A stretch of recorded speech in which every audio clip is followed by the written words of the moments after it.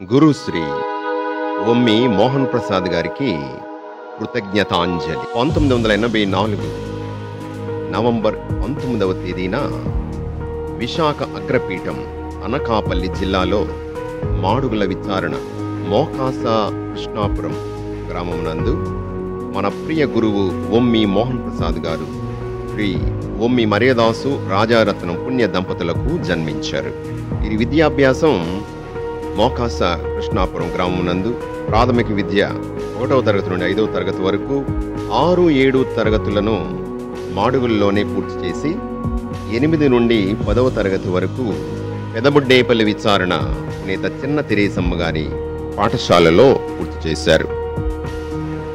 దైవ పిలుపునందుకొని గురుతర్పీదు నిమిత్తమై 1999వ సంవత్సరంలో విశాఖ అగ్రపీఠంలోని భీమినిపట్నంలో సెయింట్ యాన్స్ మైనర్ సెమినరీలో అడుగుమోపారు. అక్కడే 3 సంవత్సరాల ఓరియంటేషన్ కోర్సు మరియు ఇంటర్ విద్యను పూర్తి చేశారు. 2002లో గురుతర్పీదులో భాగంగా నూజివీడ్లో స్పిరిచువల్ ఓరియంటేషన్ కోర్సును పూర్తి చేశారు. 2003 నుండి 6 వరకు 3 సంవత్సరాల పాటు విశాఖపట్నం కొండడాబాలో సెయింట్ జాన్స్ రీజనల్ సెమినరీలో తత్వశాస్త్రమును అభ్యసించారు. తరువాత 2007-8 సంవత్సరాల్లో రీజెన్సీ కోర్సును పూర్తి చేశారు. 2008లో సెయింట్ జాన్స్ రీజనల్ సెమినరీ హైదరాబాదులో వేదాంత శాస్త్రాన్ని సుమారు 3.5 సంవత్సరాల పాటు అభ్యసించి 2011లో సాలూరులో డీకన్గా తన సేవలు అందించారు. 2012 ఏప్రిల్ 10వ తేదీన దైవ సంకల్పంచే మాడుగుల విచారణలోనే మొదటి గురువుగా విశాఖ అగ్రపీఠానికి అభిషేకించబడ్డారు.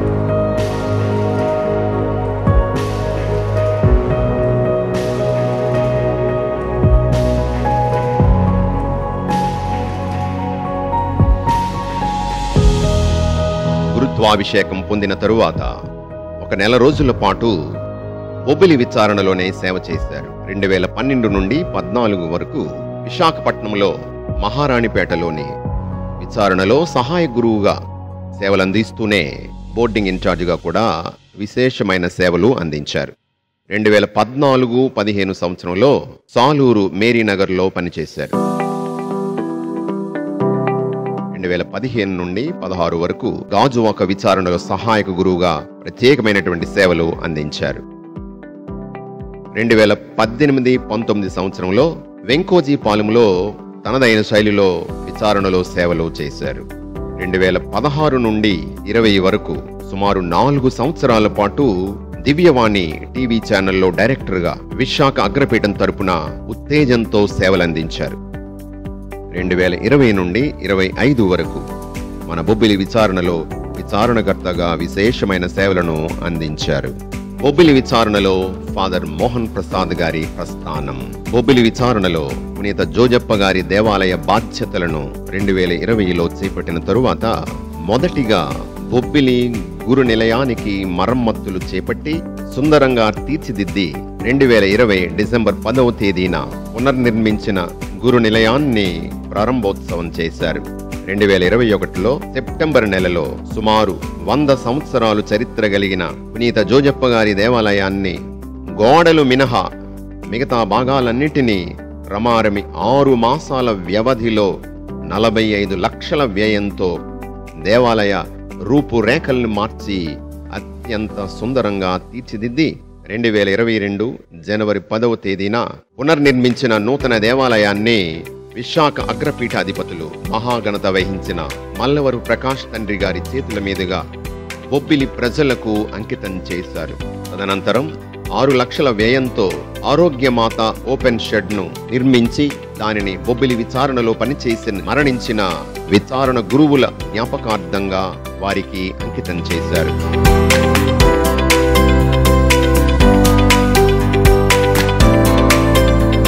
2023లో బొబ్బిలి విచారణకు చెందిన బాలయేసు ప్రార్థనా స్థలాన్ని అన్యాక్రాంతము కాకుండా కాపాడి చుట్టూ దుర్భేద్యమైన ప్రహరీ గోడను నిర్మించి ప్రతి నెల మొదటి గురువారము దివ్య సత్ప్రసాద ఆరాధన, వాక్య పరిచర్య, దివ్య పూజావరిని సమర్పించి ప్రేమ విందు ఏర్పాటు చేసి బాలయేసు మహిమలను బొబ్బిలి అంతా విస్తరింపజేశారు. 2024లో కారాడ గ్రామంలో పరిశుద్ధ కార్మెల్ మాత దేవాలయాన్ని సుమారు 40 లక్షల రూపాయలతో నిర్మించి అద్భుతంగా తీర్చిదిద్ది 2024 జనవరి 10వ తేదీన విశాఖ అగ్రపీఠాధిపతులు మహాఘనత వహించిన డాక్టర్ మల్లవరు ప్రకాష్ తండ్రి గారి చేతుల మీదుగా కారాడ ప్రజలకు అంకితం చేశారు.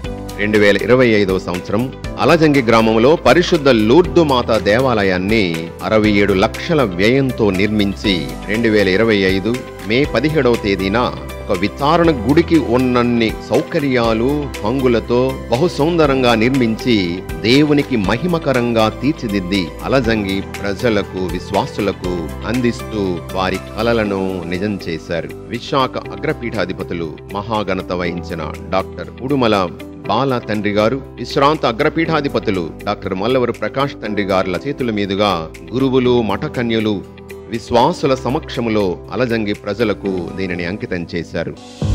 2025లో జూబిలీ జ్ఞాపికగా బొబ్బిలి విచారణలోని తారకరామ కాలనీలో సెప్టెంబర్ 30వ తారీఖున పునీత అంతోని వారి పేరిట నిర్మించిన నూతన దేవాలయాన్ని నూతన అగ్రపీఠాధిపతులు మహాఘనత వహించిన ఉడుమల బాల తండ్రి గారు ప్రతిష్ఠించడం జరిగింది. దాదాపు 26 లక్షల వ్యయంతో నిర్మాణం చేసి పునీత అంతోని వారి భక్తుల కలను నెరవేర్చారు.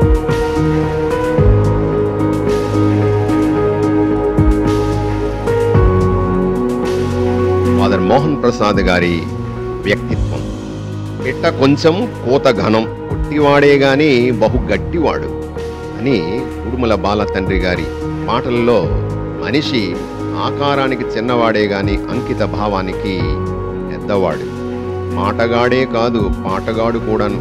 అవును, ఆయన గాత్రం సమ్మోహన స్వర వీణ, ఆయన కోపం పాలపొంగు కోపం, ఆయన ఆతిథ్యం నిండుకుండ ఆతిథ్యం, కార్యదీక్షాదక్షుడు, శ్రమజీవి, అంకిత భావం వీరి బలం.